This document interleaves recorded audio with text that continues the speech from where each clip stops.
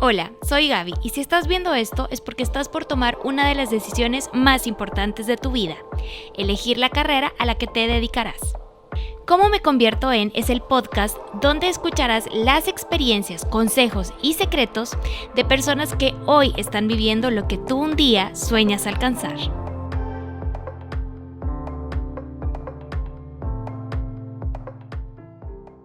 Muchísimas gracias por estar pendiente siempre de cómo me convierto en este podcast que nace con el propósito de poder inspirarte para que puedas tomar conscientemente decisiones para tu futuro. En este mes de mayo hemos tenido invitadas increíbles que son, además de profesionales, además de agentes de cambio en su comunidad, son nada más y nada menos que mamás.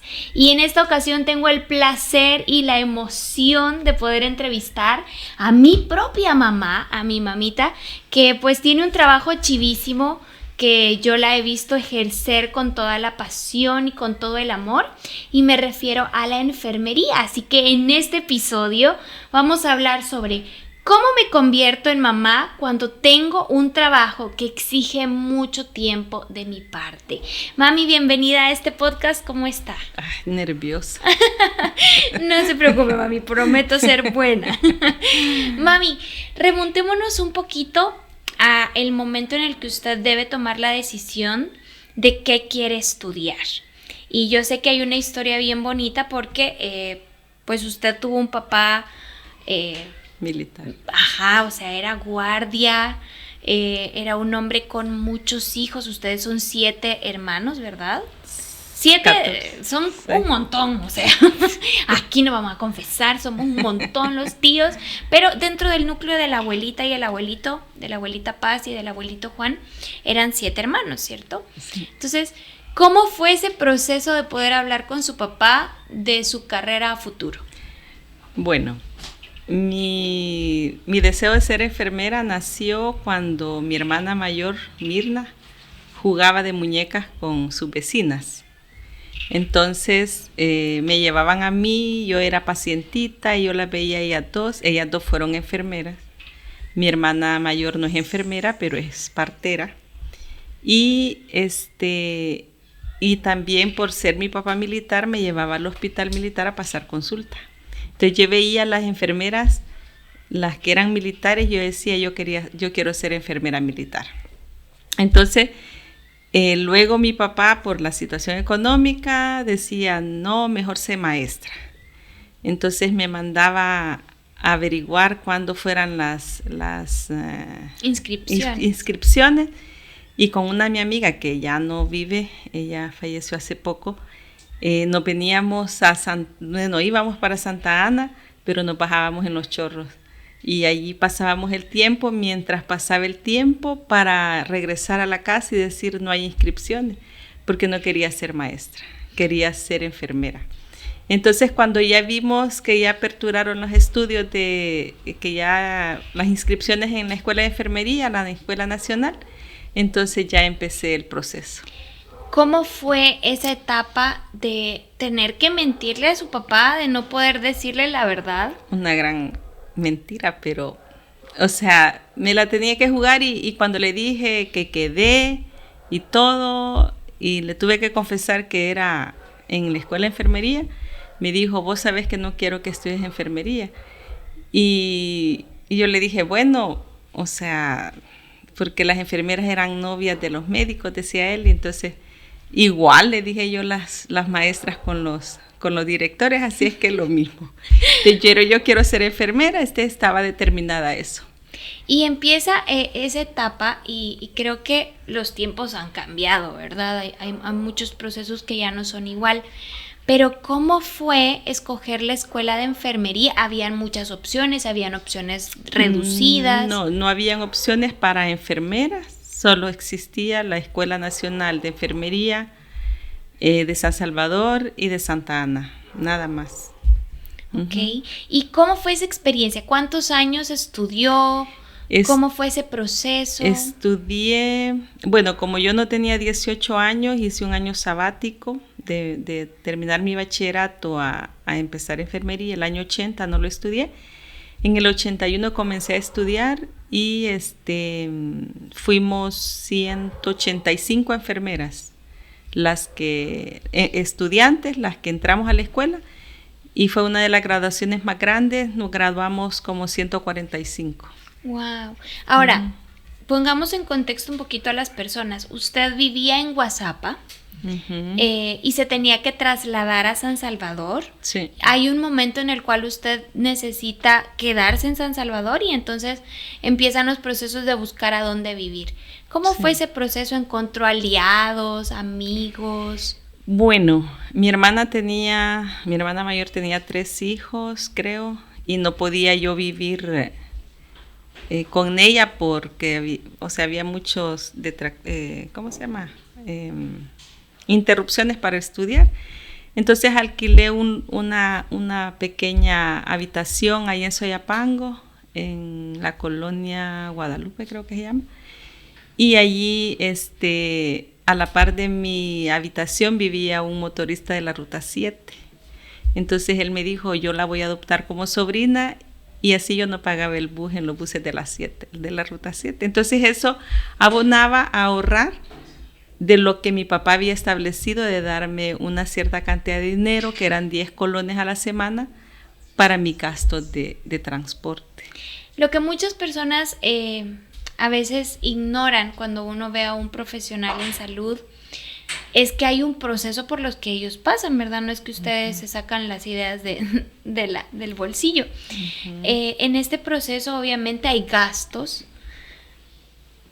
Y yo me acuerdo que usted siempre cuenta una anécdota de cómo un oficio que su mamá le enseñó le sirvió en esta etapa de estudiante para poder mantenerse. ¿Puede contarnos un poquito qué hacía para poder pagar sus gastos? Bueno, ¿cómo se llama? La escuela exigía comprar un libro que se llamaba Médico Quirúrgico. Era un libro bien grande y grueso, y que recuerdo que costaba 125 colones, pero yo no lo podía comprar. Entonces yo lo que hacía era sacar las fotocopias o copiar las lecciones, pero en eso una amiga que se llama Virginia me dijo que cómo había arreglado un vestido, uno de los uniformes que se me había roto. Le dije, es que yo sé coser. Y entonces, pues haceme una falda. Pues haceme reméndame esto, arréglame esto. Y un día llegó con un muñeco, un payaso de trapo, y me dijo, mira qué lindo. Y le digo yo, qué bonito, hacerlos, me dijo. No, hombre, no puedo, le dije. ¿Cómo no? Si los puedes hacer. Y en el ratito que estuvimos en el lobby de la escuela, como 15 personas encargaron como 20 payasos. Entonces me fui al fin de semana. Ese día salimos con ella y fuimos al centro de San Salvador y compramos, bien recuerdo que fueron 34 colones los que ella compró, invirtió en la felpa, en un montón de cositas que se compraron. Y me lo llevó a Guazapa y le dije a mi mamá, mira, ¿crees que podemos hacer este payaso? Y mi mamá era bien habilidosa con sus manos. Y en un ratitito lo formó, lo cortó. Vaya, me dijo, mañana vas a comprar algodón había una fábrica de hilos en el pueblo, en Guazapa, y entonces compré 1 libra de algodón. Ya se imaginan la gran bola de algodón. Entonces con eso rellenamos los payasos y yo venía ya el día lunes como con 7 payasos ya hechos, terminados, de los pedazos de tela que a mi mamá le quedaban de los vestidos. Entonces de ahí ella formó los vestidos. Claro, del ingenio y de todo eso era ella, vea. Entonces con eso yo hice alrededor de 360 payasos en todo ese tiempo de estudiante. A cualquier práctica que yo llegaba, ya cuando iba a las unidades de salud o a los hospitales, yo llevaba el payaso y solo me lo veía la gente. ¿Y esto lo vende? Sí, lo traigo de encargo, pero solo es muestra. Uh-huh. Y entonces ya me los encargaban y ya lo vendían. Con eso pude comprar el libro. Muy bien. Ahora, se gradúa, comienza a trabajar. ¿Qué ¿qué oportunidades tuvo como enfermera que se han quedado en usted como grandes satisfacciones en sus primeros años? Bueno, cuando regresé del año social, que lo hice en San Francisco Gotera, Morazán, las enfermeras cubrimos todas las áreas: sala de operaciones, emergencia, pediatría, medicina y cirugía. Entonces, cuando regresé del año social, una prima mía que era auxiliar de enfermería trabajaba como auxiliar de enfermería en ese hospitalito pequeño, y me dijo: mira, necesitan una enfermera jefe. Entonces, mi primer trabajo como enfermera ya fuera del año social fue ser jefe de enfermeras de un hospital privado. Este hospital atendía personas de bienestar magisterial y de otros seguros pequeños. Y luego de allí conocí al coronel Girón Flores y al coronel, no recuerdo, pero es un neurocirujano, y ellos me dijeron que por qué no me iba a trabajar al hospital militar. Entonces yo lo vi como una oportunidad de, quiero ser enfermera militar. Y entonces, donde comenzó el sueño. Donde comenzó el sueño. Y así pude entrar al hospital, me hice el examen de admisión y todo, y quedé como enfermera del hospital militar. En el año 86, en febrero del año 86, llegué a entrar a trabajar al hospital militar. En esa misma época, trabajando en el hospital militar, o quizá muchos años después, se presenta una oportunidad única como enfermera, que fue poder trabajar en los cuidados de un presidente del país. ¿Puede contarnos un poquito de esa anécdota? Bueno, el hospital militar había puesto una promoción, creo yo que era, no recuerdo bien, de elegir las 10 mejores enfermeras del hospital. Entonces, entre esas 10, entré yo. Y cuando el jefe del Estado Mayor solicita enfermería para cuidar el proceso del señor presidente José Napoleón Duarte, eligieron a 10 de las enfermeras. No eran todas las del que habían elegido como las 10 mejores, sino que eligieron a 10 enfermeras y fuimos a cuidarlo. Estuvimos, creo que, si no mal recuerdo, de junio, julio de ese año, las 10 enfermeras, pero de repente aparecimos en el plan de trabajo solo 2, Matilde Hernández y yo. Entonces, desde esa fecha hasta que él falleció, estuve cuidándolo yo. Ok. Ahora, ¿qué recuerdos tiene de esa época? O sea, ¿qué cosas no se le olvidan de él? Bueno, él era una persona muy callada, recuerdo que tenía los ojos verdes, eran celestes, pero yo le decía que, cuando yo le decía: ingeniero, ¿tiene dolor?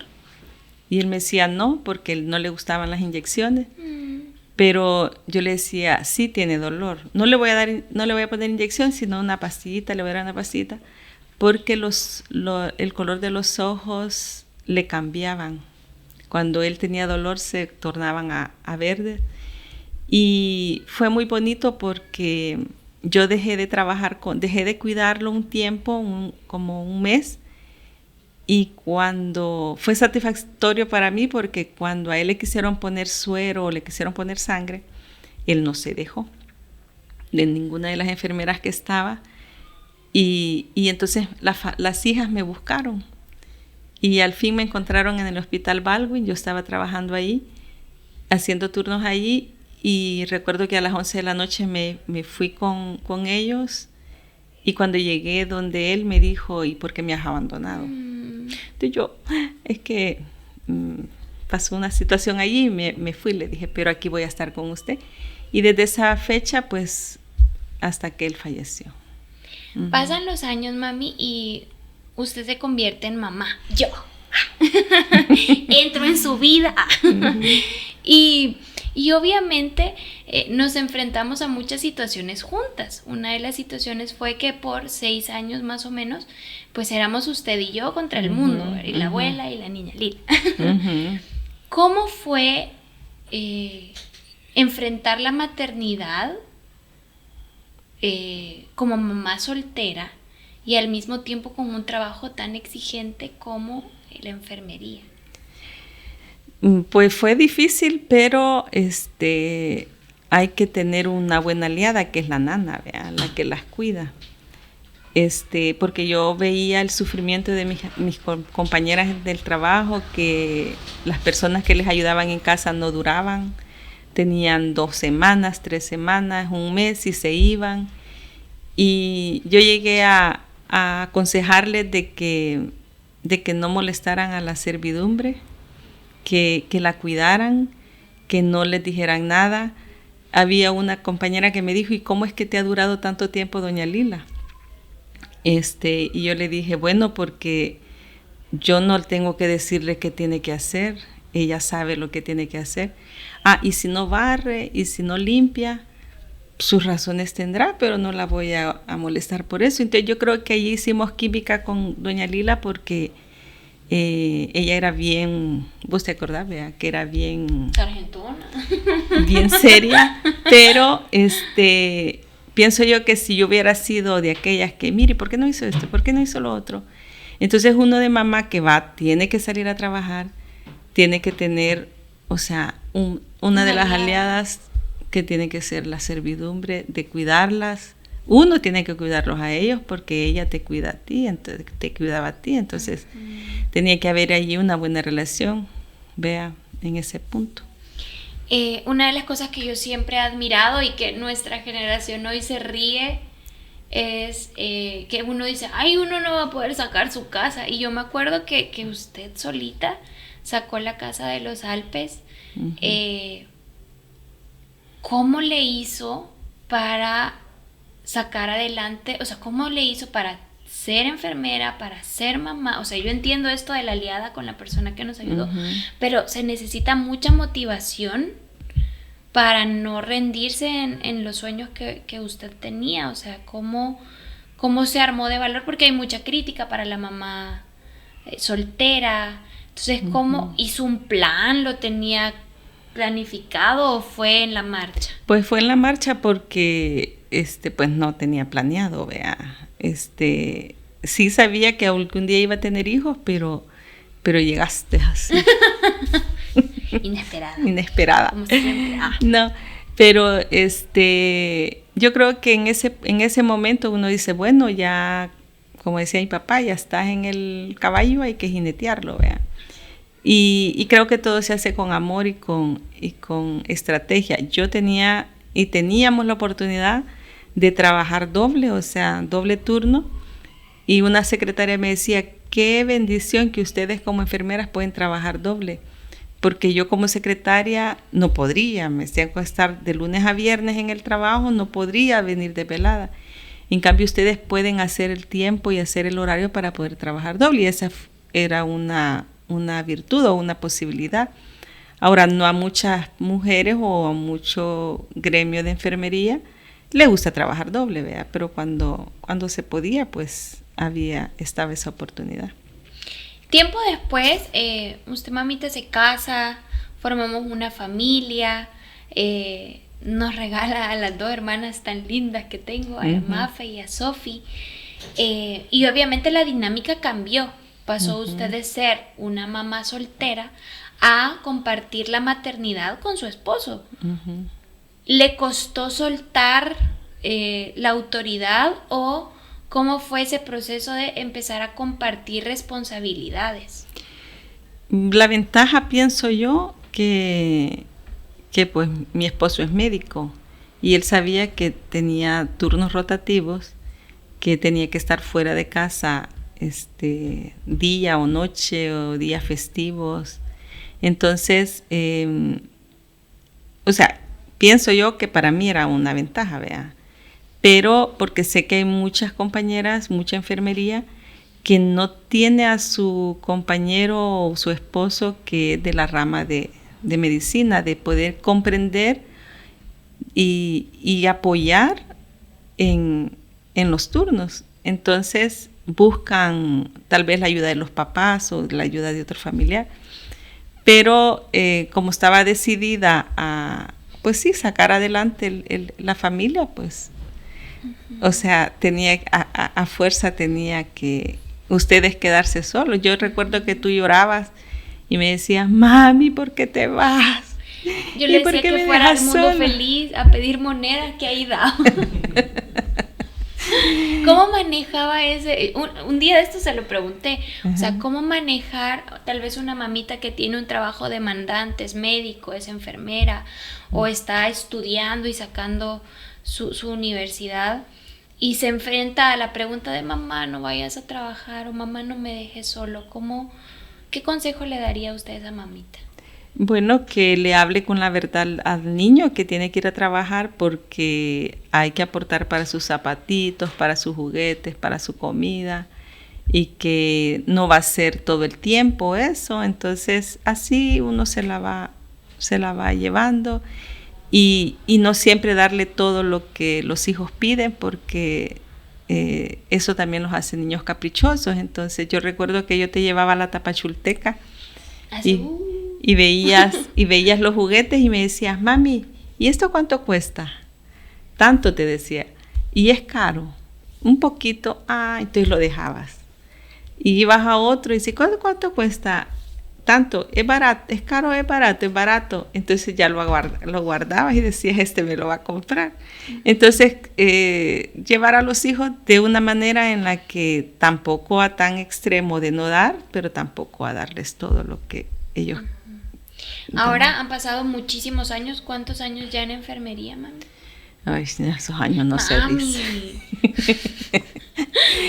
Bueno, yo dejé de trabajar. Bueno, cuando estuve trabajando con el ingeniero Duarte, con el señor presidente, él me hizo el conecte para encontrarme con el director del Seguro Social en ese tiempo, y entré a trabajar en el 89, en el año 89.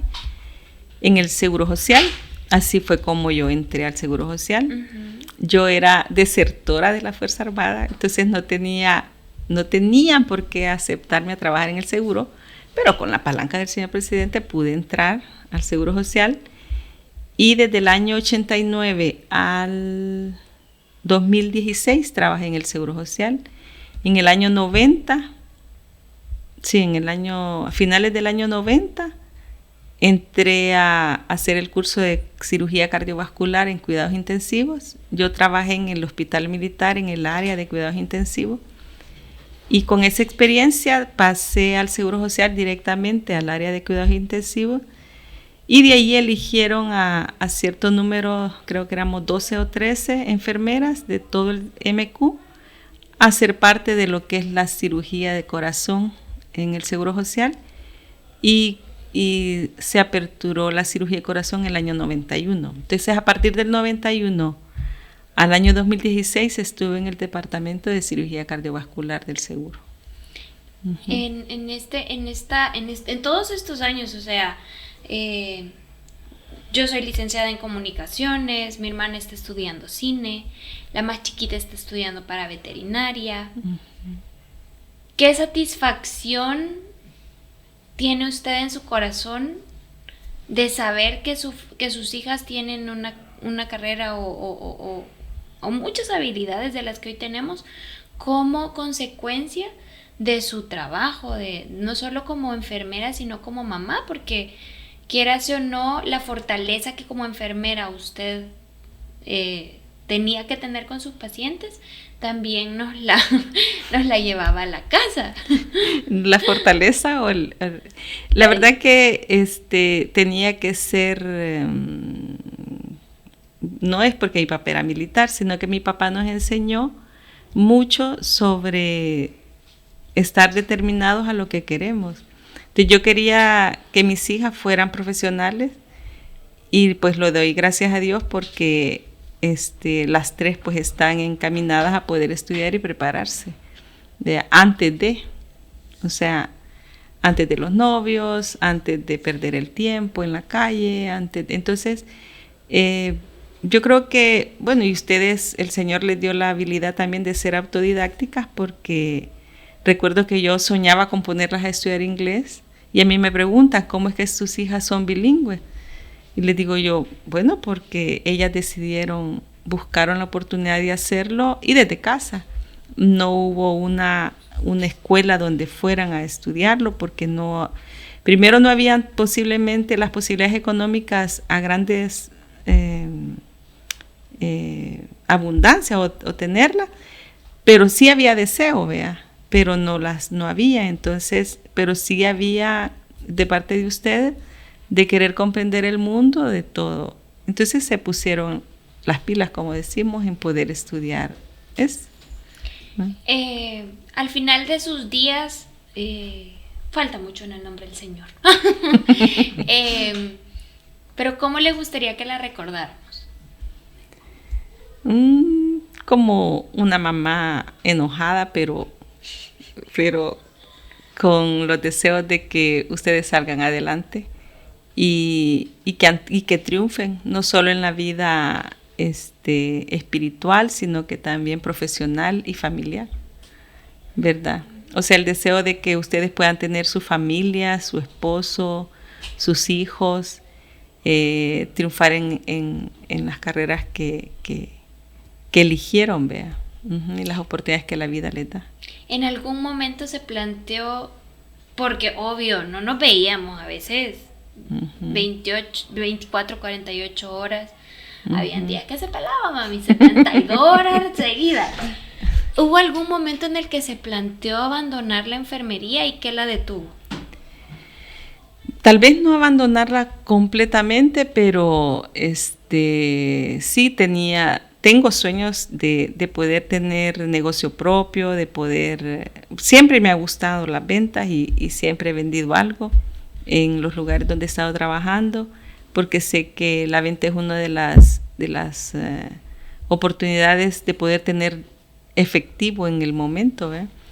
Entonces me gusta mucho eso y siempre estamos viendo qué se hace referente en ese punto, en ese momento. Pero así de dejarla totalmente, tal vez solo por descansar de no hacer noches, de no trabajar de noche.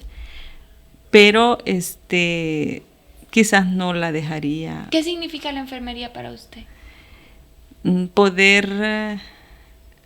Poder ayudar a alguien, ya sea oyéndola, o sea, porque mucho paciente tal vez no tiene dolor de cuerpo, pero sí tiene dolor del alma y quiere hablar, oírlos, si hay algún consejo que darlo, y la satisfacción de que me den una palmadita en la espalda y me digan gracias porque me ayudó. Tal vez no he hecho nada por ellos físicamente, pero muchas veces con escucharlos es mucho para ellos, ¿ve?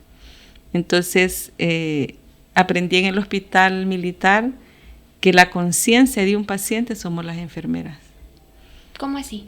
O sea, yo trabajé desde el año 86 en cuidados intensivos, el año 87, en cuidados intensivos del militar, y el paciente de cuidados... todo el conflicto. Casi todo el conflicto del Armado. 87 para acá. Y el paciente pues está ventilado, o pacientes que son cuadriplégicos. Y entonces uno tiene que valorar y ver las necesidades del paciente como que fueran las mías. Entonces la conciencia de poder cambiarlos de posición, aspirarles secreciones, lavarle su cabello, no lavárselos a la semana, al mes, sino que saber que si a mí me gusta lavarme el cabello un día sí, un día no, el paciente demanda en su cuero cabelludo un masaje, un lavado.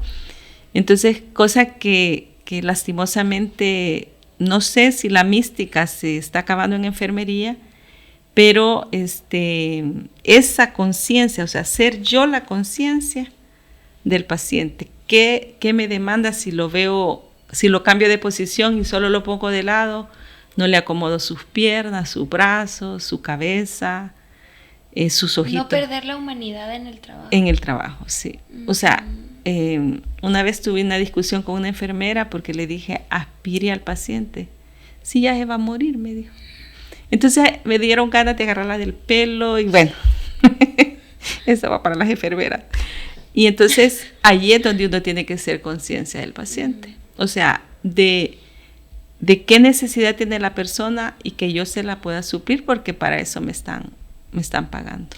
Mami, qué bonito conocerla en esta área de su profesión, poder conocer que se la jugó con tal vez una mentira, pero que le ha permitido transformar muchas vidas. O sea, yo salir con usted es difícil, porque siempre hay un paciente, siempre hay un familiar, siempre hay una compañera que la recuerda, y que siempre nos vamos a detener a platicar por horas con estas personas, pero es solamente muestra del amor que usted le tiene a su trabajo, y que ahora, un poco más grande, puedo comprender que es el mismo amor que nos demostró en desvelarse, en tomar turnos extra, en privarse de tal vez pasar tiempo con nosotros por poder brindarnos un futuro mejor. Gracias por permitirme poder contarle esto a las personas, porque a veces damos muy por sentado a nuestros papás, ¿verdad? Damos muy por sentado, es que mi papá sí trabaja, pero nuestros papás también tienen sentimientos, usted también pasó por situaciones difíciles, y creo que esa visión como hijos nunca la tenemos que perder. Sepa que la quiero mucho y la admiro mucho, y ya voy a llorar. Así que antes de llorar, vamos a cerrar. Pero espero que esta historia de mi mamá te pueda inspirar a ir por tus sueños, a no rendirte, a buscar maneras creativas de poder pagar ese libro, de poder conseguir ese material, y a ir detrás de tu sueño, porque puedes estar bendiciendo no solamente a tus pacientes, no solamente a las personas con las que trabajas, sino a tu casa, a tu familia, y dar el ejemplo de que con mucho esfuerzo se pueden lograr grandes cosas. Nos vemos en el próximo Cómo me convierto en, y un muy feliz Día de las Madres para todas las mamás salvadoreñas y de todo el mundo que están sacando adelante a sus familias. Nos vemos pronto.